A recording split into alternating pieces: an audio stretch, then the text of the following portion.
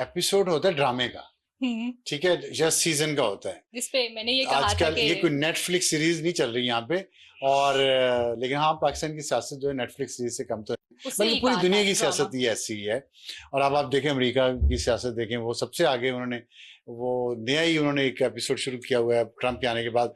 और आज वो कांग्रेसमैन जो विल्सन, नाम याद हो गया सबको पाकिस्तान में, तो इतने ज्यादा लेटर्स लिखे उन्होंने वो उन्होंने अब लेटर लिख दिया प्रेसिडेंट ट्रम्प को और मार्को रूबियो जो सेक्रेटरी ऑफ स्टेट है वहां के वजीर खारजा, उनको लिख दिया खत कि इमरान, और वहां उन्होंने वैसे वही बातें लिखी हैं कि मेरे इमरान खान से इख्तलाफात हैं, वो चीन के बहुत ज्यादा सपोर्ट करते हैं, हालांकि नहीं करते, वो रशिया के जो प्रेसिडेंट पुतिन है उसके उनके हवाले से जो पॉलिसीज हैं उनसे डिसएग्री करता हूं, लेकिन फिर भी इनकार्सरेशन नहीं होनी चाहिए, गिरफ्तार हैं। और वो तो बड़ा मेरे ख्याल से जो विल्सन पे पैसा लगा हुआ है नजर आ रहा है। जैसे हम नहीं करते होते थे असाइनमेंट्स के लिए कोई एक चीज एआई से थोड़ी सी हेल्प लेके लिखवा ली और उसके बाद हर जगह पे कॉपी पेस्ट कर दी, थोड़ा सा ऊपर चेंजेस करके, थोड़ा सा नीचे चेंजेस करके। Thank you very much for being honest on camera. आप पता चले लोगों को कि जेन जी जो है कॉपी पेस्ट करके असाइनमेंट्स करती है और काम करती है। हम स्मार्ट नहीं, देखें, नकल मारने को नकल मारना ही कहते हैं, चाहे स्मार्टली नकल मारे, एआई से हेल्प लेना, वो यही है ना। पहले सिर्फ आई होता था, अब एआई है। खैर ये फर्क हो गया। तो अच्छा, खैर उस पे मैं बता रहा था अमेरिका की, तो एक तो वो खच गया और एक और बड़ी मजे की बात हुई है। क्या? अमेरिका से और उसका ताल्लुक खान साहब से और पाकिस्तान से। हाँ, वो जिस तरफ आप आ रहे हैं उस हवाले से बात कर लेंगे। आईएमएफ मिशन की आप बात कर रहे हैं। जी, आईएमएफ मिशन पे तो आया हुआ है, साथ खान साहब को रिहा भी करवाने की कोशिश कर रहा है। अच्छा, ये कैसी अच्छी बात आपको मैंने बताई है।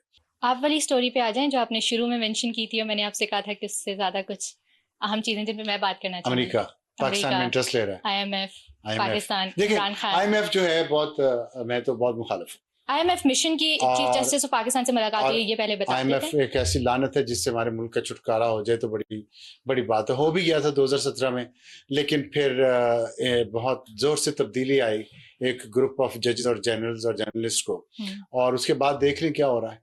फिर आईएमएफ है और फिर हम हर किस्म की शराइतें हैं, हर मामले में उसने टांग को सेड़ी हुई है। आज वो चीफ जस्टिस ऑफ पाकिस्तान को मिलने चले गए, और ये मैं आपको खबर बता रहा हूँ, ये इसका जिक्र अभी बाहर नहीं आया कि उन्होंने इमरान खान के केसेस के बारे में बात की है। आप देखें आईएमएफ की जरूरत कि वो सुप्रीम कोर्ट के पाकिस्तान के चीफ जस्टिस से जाके इमरान खान के केसेस पे उन्होंने बात की है, और जिस पे चीफ जस्टिस ने उन्हें बताया कि हम आपको हर बात बताने के पाबंद नहीं है, हमारी अदलिया आज़ाद है, या जिस तरह भी है। और उन्होंने जो लोअर कोर्ट्स के जो फैसले हैं, लोअर कोर्ट्स जो हैं वो administratively they fall under high courts. तो इसका मतलब बात तो हुई है ना लोअर कोर्ट्स के बारे में। तो ये बात क्यों हुई है, और आईएमएफ का क्या काम है कि वो इमरान खान के बारे में आके बात की? इसलिए कि हम मजबूर हो गए हैं, हमारे पास पैसे नहीं है, कर्ज अदा करने के पैसे नहीं रहे, हम भीख मांगते हैं, कर्ज लेते हैं। तो वो अपनी शराइत मान रहे हैं, वो मर्चेंट ऑफ वीनस बने हुए हैं। हाँ, जो अपना पाउंड ऑफ फ्लैश हमारे जिस्म से निकालना चाहते हैं। हर मामले में पार्लियामेंट कैसे चलेगी, अदलिया कैसे चलेगी, मीडिया कैसे चलेगा, एग्जीक्यूटिव कैसे चलेगी, स्टेट बैंक कैसे चलेगा, टैक्स कैसे लगेगा।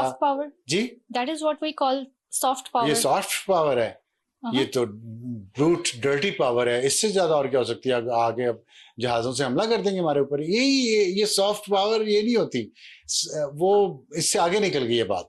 सॉफ्ट पावर तो होती है कि आप डिप्लोमेटिकली कोई मैसेज कन्वे करें और पता ही ना चले किसी को बाहर। तो पब्लिकली जाके चीफ जस्टिस से पहली दफा पाकिस्तान की तारीख में आईएमएफ का वफ्द चीफ जस्टिस से मिला और जाके बात कर रहे हैं इमरान खान के केसेस पे। और फिर दूसरी उन्होंने जो ऑफिशियली फिर बात की है, चीफ जस्टिस साहब ने जर्नलिस्टों से बात की है आज, और उसमें उन्होंने ऑन रिकॉर्ड ये बात की है कि वो उनको प्रॉपर्टी राइट्स के बारे में हमसे बात कर रहे थे, और फॉरेन इन्वेस्टमेंट की, तो जो हमने कहा उनके हमारे एजेंडे पे आई हैं इस्लाहात। और फॉरेन इन्वेस्टमेंट वही जो मैंने आपको बताया कि जजेस को बड़ा शौक होता है ना हुकूमत करने का और हुकूमती मामला में दखल देने का, फैसले दिए जिससे हमें इंटरनेशनली जुर्माने हुए। तो वो बातें देखें ना कहाँ से अपनी हाथों से लगाई हुई गिरें दांतों से खोलनी पड़ती हैं। यही हम बताते रहे पिछले 20 साल से, यही हमारी बातें नहीं समझी जाती थी। कभी कोई जज आ जाता है, कभी कोई जर्नल आ जाता है, कभी कोई जर्नलिस्ट आ जाता है, कभी कोई सियासतदान आ जाता है जो कहता है कि बस हाइब्रिड निज़ाम चलेगा। सियासतदान भी ये कहते रहे ना, खान साहब ने यही किया ना, तो अब उसका अंजाम हमारे सामने है।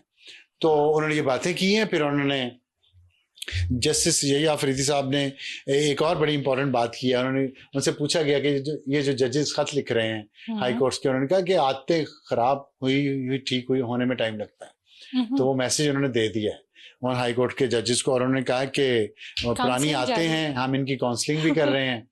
तो काउंसलिंग मैं सोच रहा था इस्लामाबाद में कौन कौन से मशहूर साइकोलॉजिस्ट साइकेट्रिस्ट हैं, साइकोथेरेपी हो रही है या किस तरह की साइको काउंसलिंग हो रही है, क्या हो रही है काउंसलिंग, या दोनों हो रही हैं। तो अब ये तो डिटेल नहीं पता चली, लेकिन है जरूरी, ये बात ठीक है, काउंसलिंग जरूरी है जजेस की। और फिर उन्होंने कहा कि फिर एक और बात बड़ी मजेदार जो मुझे पता चली है, इसका मुझे नहीं पता उन्होंने जैसे ये अफरीदी साहब ने जिक्र किया या नहीं किया, उन्होंने जुडिशल काउंसिल में जस्टिस मुनीब और जस्टिस मंसूर अली शाह साहब की जो उन्होंने बाइकआउट किया है, वो भी तो ट्रेड यूनियन बनाई हुई है ना सुप्रीम कोर्ट के जजेस ने। दोनों ने अपने ही एक 1.5 ईंट की मस्जिद बनाई हुई है अलग से और अपने बाइकआउट की सियासत कर रहे हैं।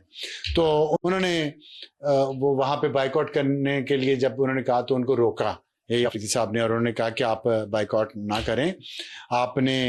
और फिर उन्होंने बताया कि आप लोग काम नहीं कर रहे, आप मुझे कह रहे हैं कि मैं हाई कोर्ट से मियां गुल हसन औरंगजेब को क्यों सुप्रीम कोर्ट ला रहा हूँ, इसलिए ला रहा हूँ कि कॉर्पोरेट केसेस बढ़ते जा रहे हैं और आप सुन नहीं रहे, आप लोगों को छुट्टियों से फुर्सत नहीं है, आप लोगों को सियासत से फुर्सत नहीं। सियासत वाली बात शायद उन्होंने नहीं कही, लेकिन मतलब यही था कि आप लोग ये सियासत कर लें, छुट्टियां कर लें, काम ना करें, रिफ्यूज करते रहें, तो वो केसेस तो पढ़े हैं ना।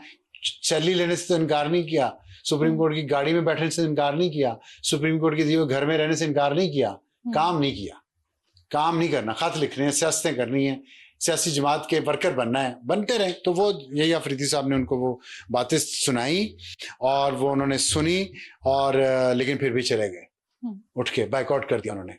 तो मसला क्या था? मसला था कि जस्टिस बाकर नजफी जो लाहौर हाई कोर्ट के जज हैं और जस्टिस एक और है, उनका नाम मेरे ज़हन से निकल रहा है, तो वो दोनों जजेस की, जस्टिस मंसूर और जस्टिस मुनीब का ख्याल था कि शायद उनको एलिवेट किया जाएगा सुप्रीम कोर्ट में, तो वो वहाँ चीफ जस्टिस के लिए भी कंसिडर नहीं हुए लाहौर हाई कोर्ट में।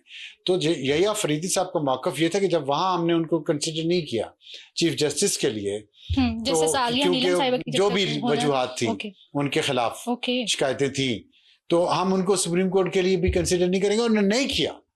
तो जो अजम्पशन पे जस्टिस मुनीब ने और जस्टिस मंसूर ने, इतने बड़े बड़े जजेस और अजम्पशन पे चलते हैं, अजम्पशन पे बाइकआउट करके वो तो उनका नाम ही कंसिडर नहीं हुआ, ना वो आए हैं ना वो सुप्रीम कोर्ट में लाए गए हैं।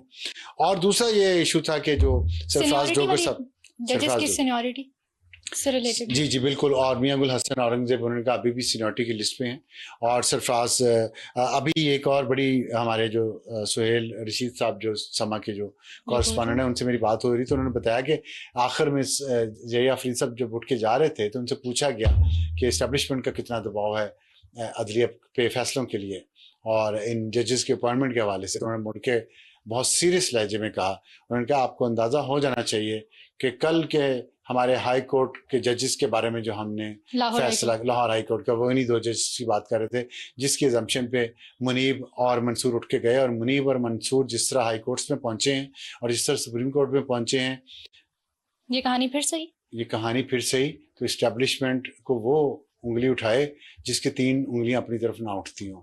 बेहतर यही है, और मैं यही चाहता हूँ कि अल्लाह करे ऐसे जजेस आए जो शुरू से लेकर आखिर तक इस्टेब्लिशमेंट की उंगली पकड़े बगैर पहुंचे और फिर स्टैंड लें, और अच्छा स्टैंड, लड़े ना, प्यार मोहब्बत से इस मुल्क को आगे लेके चलें। और ये सबको करेक्शन करनी पड़ेगी, अदलिया को भी, इस्टेब्लिशमेंट को भी, मीडिया को भी, पार्लियामेंट को भी, और एग्जीक्यूटिव को भी, जो ब्यूरोक्रेसी है मैं उसकी बात कर रहा हूँ। तो सरफराज जोगर साहब का भी फाइनली हुआ सीजे का, और उस पर ये सीजी साहब ने आज क्लियर किया है कि उस पर भी वो उन पे ऑब्जेक्शन हुई है। तो अभी वो देखेंगे, वक्त आएगा। मियां गुल हसन जो हैं वो अभी भी उस पैनल में हैं, 3 जो सीनियर मोस्ट हैं। Chief justice of high court, जी राइट जी।